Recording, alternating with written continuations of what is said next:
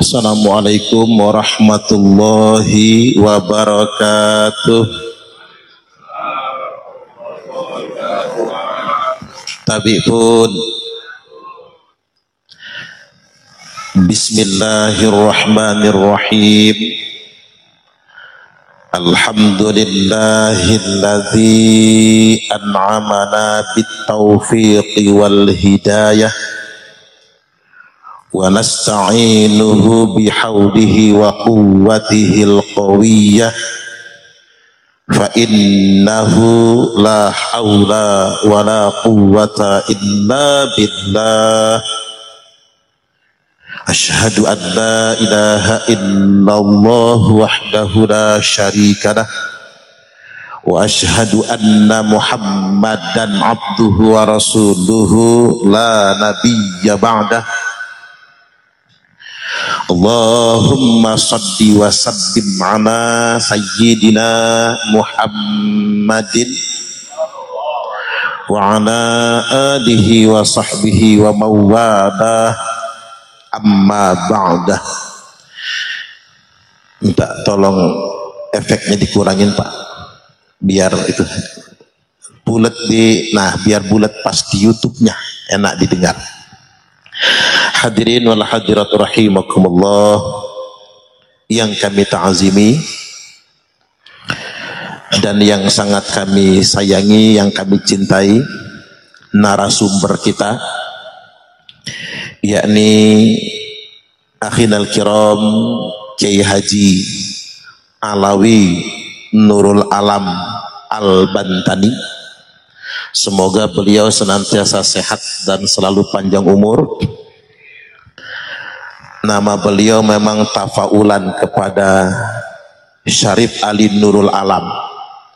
Syarif Ali Nurul Alam adalah orang tua Syarif Abdullah Umdatuddin. Syarif Abdullah Umdatuddin adalah orang tua Syarif Hidayatullah alias Sunan Gunung Jati. Syarif Abdullah Umdatuddin menikahi putri Prabu Siliwangi yakni Nyimas Larar Santang yang kemudian memiliki putra Syarif Hidayatullah atau Sunan Gunung Jati. Dan Kiai Haji Alawi Nurul Alam Al-Bantani merupakan duriat dari Sunan Gunung Jati. Adapun lengkap silsilahnya beliau yang paham. Alhamdulillah kita hari ini ketemu dengan salah satu Syarif Alawi Nurul Alam Al-Bantani. Semoga sekali lagi safari kajian dan dakwah beliau ini yang sudah kedua kalinya ke Lampung, Allah berikan kemudahan. Amin, amin ya rabbal alamin.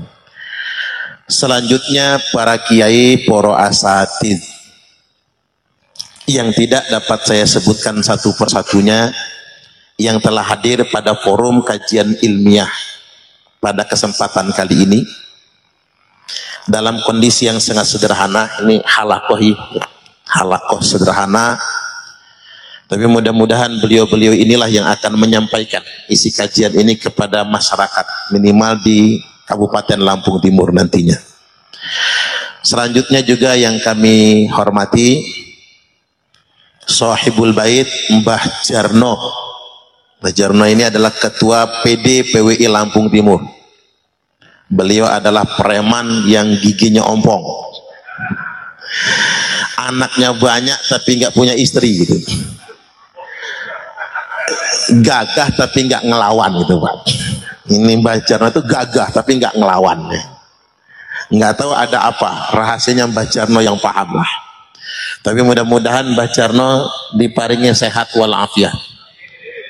Kok janggutnya dikuncir gitu ya Mbah ya?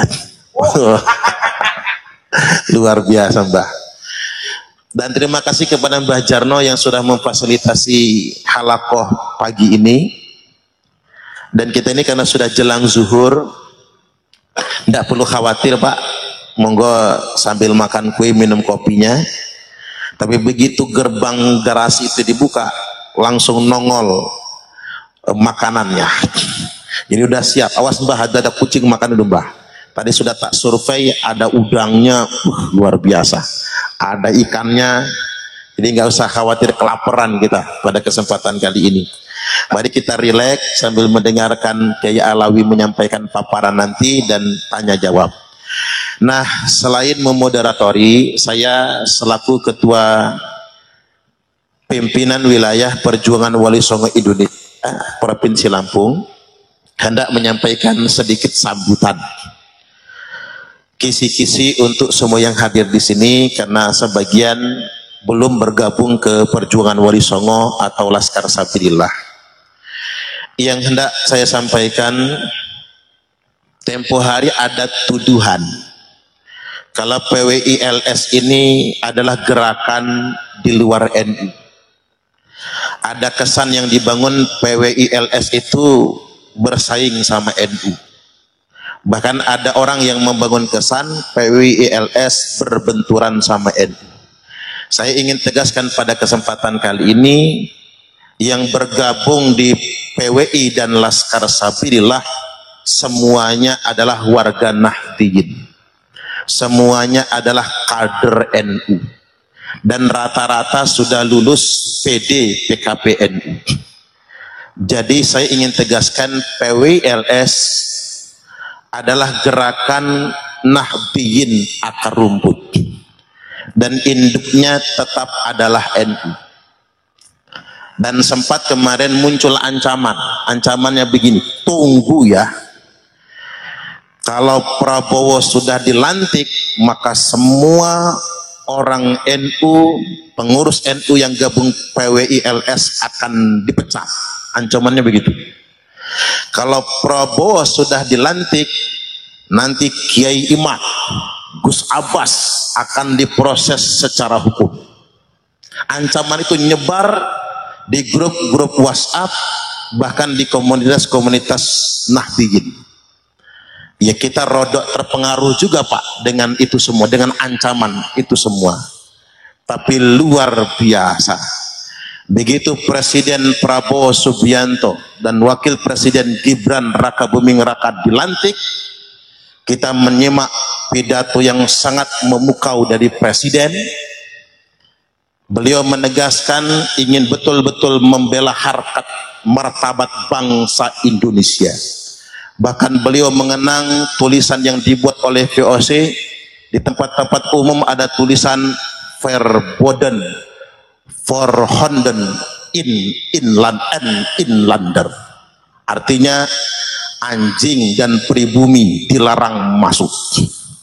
Begitu Pak Prabowo mengenang itu semua, beliau tidak terima kalau ada di negeri ini orang yang merasa kastanya lebih tinggi daripada bangsa Indonesia, atau merendahkan harkat dan martabat bangsa Indonesia. Dan begitu mengejutkan ketika beliau memang menjunjung tinggi perjuangan kita dalam rangka mengangkat harkat dan martabat bangsa Indonesia. Dan justru sebaliknya, pihak-pihak yang kemudian yang tadinya merendahkan bangsanya sendiri dan memuji-muji kasta tertentu di republik ini, justru mereka menuai apa yang mereka lakukan sendiri. Makanya saya berdiskusi dengan beliau betapa banyak koruptor-koruptor yang sudah ditangkap tersebut, 50%-nya adalah pendana bagi FPI dan pendana bagi para ba'alwi itu Pak, yang justru yang ditangkap. Dan hari ini kita lihat Abah Lutfi bin Yahya tidak lagi direkrut menjadi One Team Press.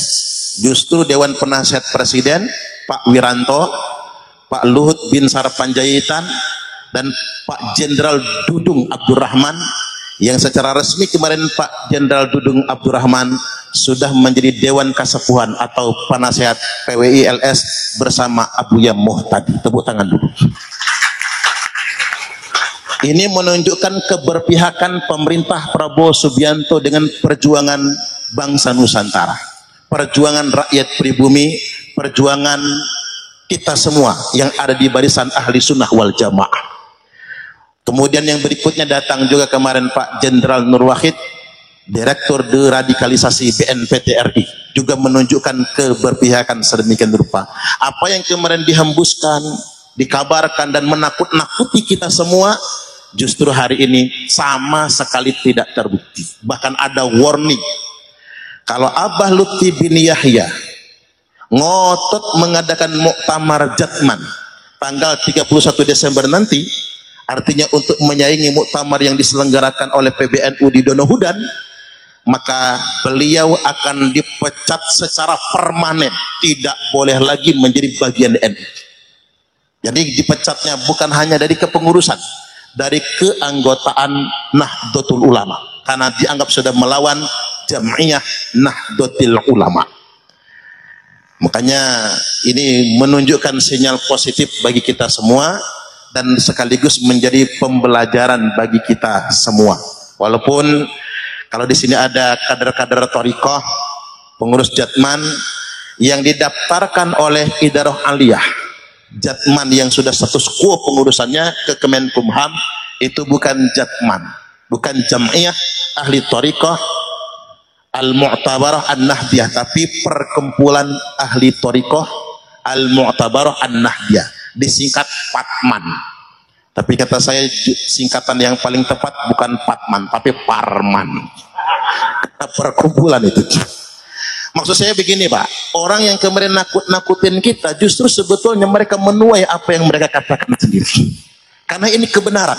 Ini poin pertama yang perlu saya ingatkan. Yang kedua, ada yang menanyakan apakah PWILS ini sedang membangun narasi kebencian kepada para Bani Ba'ali yang kita sebut dengan istilah habaib. Ini bukan kebencian. Berkali-kali saya katakan benci itu penyakit hati. Orang itu boleh marah, tapi benci jangan. Boleh kesel, benci jangan. Marah itu luapan emosi. Tapi benci itu penyakit hati. Ini bukan dalam rangka kebencian. Kita dengan para habaib atau Bani Ba'alwi sama-sama sebagai umat Kanjeng Nabi. Yang sedang kita koreksi apa? Pengakuan mereka bahwasanya mereka adalah zuriatnya Kanjeng Nabi. Sekaligus mereka mengklaim kasta mereka ada di atas kita semua. Ini ngapura nggih, ini duduknya agak tinggi ya Pak. Ya biar Kiai Alawinya kelihatan maksudnya. Kalau duduknya di bawah kan takut agak susah nengoknya. Jadi ini bukan karena kasta-kastaan, bukan nggih. Kita sama. Dan memang kita sebagai umat muslim harus punya sensitivitas, harus punya kepedulian, harus punya ghirah. Sebagaimana yang disebutkan oleh Al-Hafiz Ibnu Hajar Al-Haytami, yambaghi likulli ahadin ayyakuna lahu ghiratun fi hadzal nasab syarif. Kita ini wajib risau, cemburu, sensitif dengan nasab mulia keturunan Kanjeng Nabi. Artinya tidak boleh ada orang yang ngaku-ngaku putune Kanjeng Nabi kalau nggak punya bukti. Wadhabatahu hatta la yantasib ilaihi sallallahu alaihi wasallam illa bihaqqin ahadun illa bihaqqin. Sampai-sampai kita punya kewajiban meneliti. Kiai Alawi meneliti, Kiai Imad meneliti, Kiai Nur Ihya meneliti. Orang-orang yang punya kemampuan dan bidang keilmuan punya kewajiban meneliti.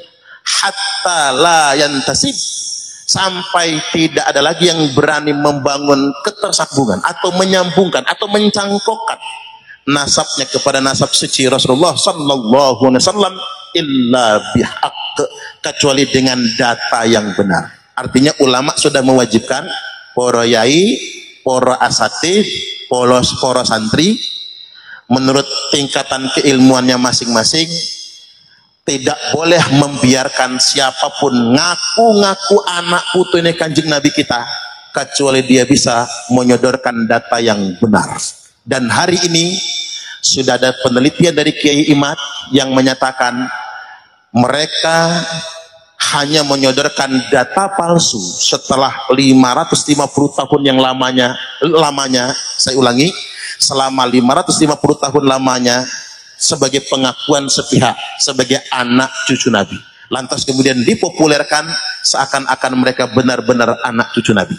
Saya sampai mengatakan begini, Pak. Ndak pantas kita ngaku umat Kanjeng Nabi.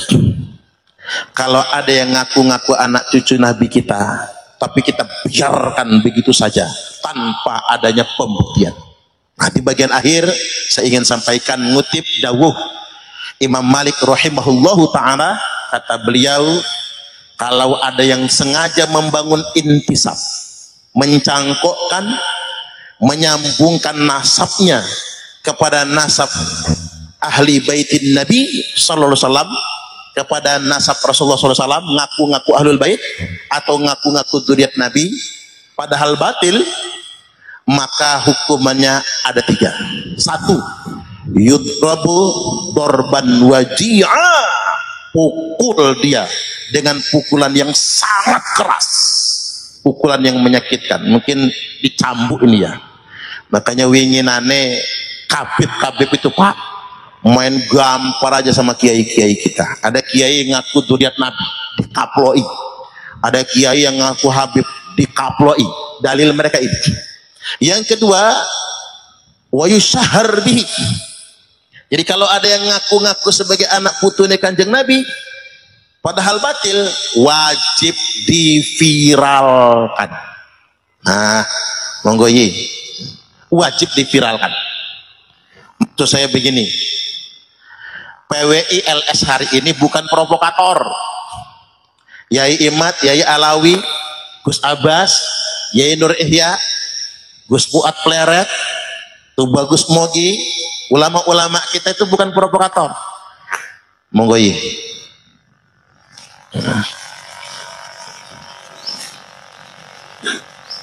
Ya, perkembangan gitu.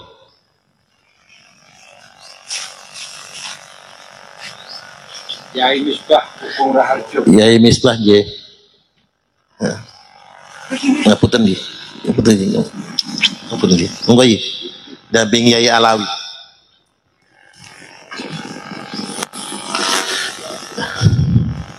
Amit nggih nggih. Jadi sekali lagi kita bukan provokator, tapi Bapak Ibu kita punya kewajiban memviralkan orang yang ngaku-ngaku anak cucu Nabi. Kemudian yang terakhir, wayuh basu zamanan tawila, penjarakan dia dengan penjara yang lama. Maka mungkin kalau mukul kita main hakim sendiri, hukum cambuk nggak ada lagi, hukum kaplok nggak ada lagi, itu hukum primitif zaman dulu ya. 2, kalau diviralkan sudah kita lakukan. Nah, hukum yang ketiga, penjara. Maka setelah lengkap pengurus PWI seluruh Indonesia, maka seluruh pengurus PWI di semua provinsi se-Indonesia nanti akan bersama-sama melakukan pelaporan ke Polda seluruh Indonesia untuk melaporkan Bani Ba'alwi 1 atas pemidanaan atas pengakuan ngaku-ngaku anak putune Kanjeng Nabi, 2 pemalsuan sejarah, 3 pemalsuan makam dan lain sebagainya.